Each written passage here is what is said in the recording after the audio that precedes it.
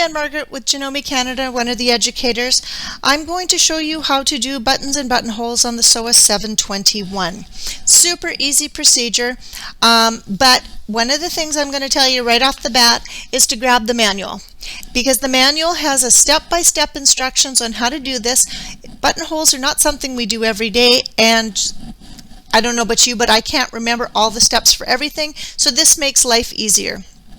So we have got the stitch pattern selector. I have moved it to position 1 of the buttonhole. I have changed my stitch length adjusting dial to 0.5, which is got the symbol here for a buttonhole.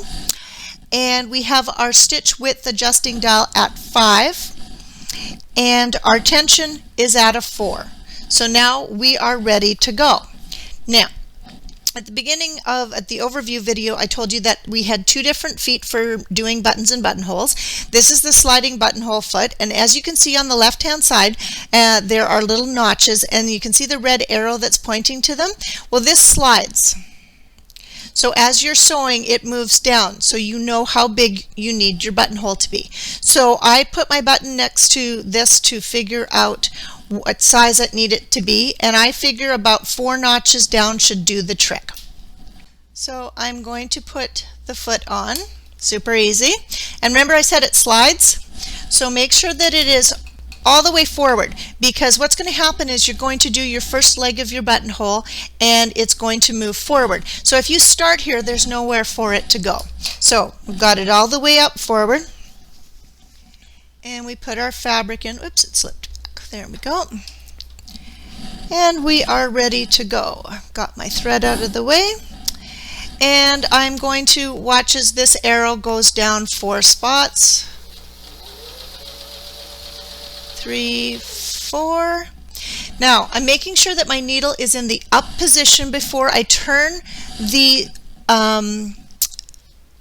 pattern guide to the second step, because if I turn it before I lift the needle, see how the needle is moving over? If that needle was down and into the fabric, you would bend or break your needle, and then if you do that, it could set the timing off to your sewing machine, so you don't want to do that. So now I'm going to do the second step. Needle's in the up position. I'm going to turn the dial to the third step, and now it's going to go backwards and do the other side of the buttonhole. And then when I get to the top, I'm going to move it back and go to step 4.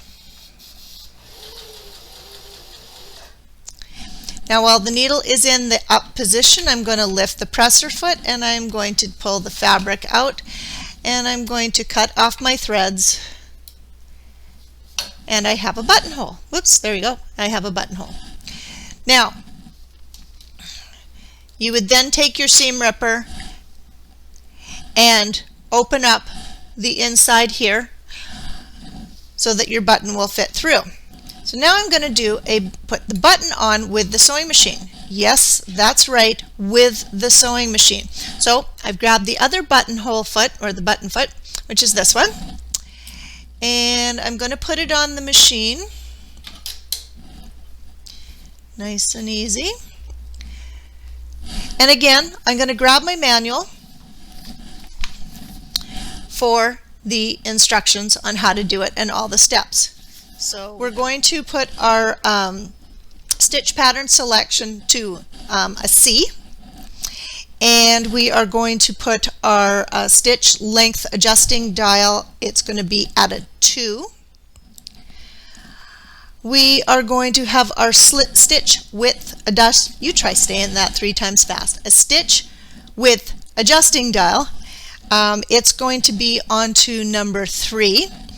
And the tension over there is staying at a 4. One of the things that when you're putting a buttonhole or a button on is the fact that you can't have your feed dogs up, because if you do, it's going to try and pull the button through on your fabric. So on the back here is a switch that flips and drops my feed dogs. So I am now going to sew on my button. So the distance between every button that is not a handmade button is exactly the same, believe it or not. And I like to manually check to make sure that we have got the button lined up in the right position, because if I all of a sudden hit the side of the button and with the sewing machine, it's going to break the button, break the needle. You know, we're not going to have a good thing going here. Okay. And I checked it, so we're good. I have to admit, I always get a little nervous on this part, just because. Make sure that your needle is in the up position. Pull it out and cut off your threads. And guess what? I have a button that is on. Now, you can get a hand needle and just run them in through and tie them off in the back, underneath, or wind them around, however you like to finish off your buttons.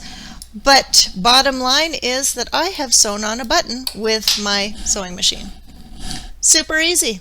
So I hope this video has been helpful, and don't forget to check out Janome Life, our blog post, www.janomelifewordpress.com, and our YouTube channel, Janome Life, and our Pinterest boards for ideas. Have a great day. Keep happy sewing.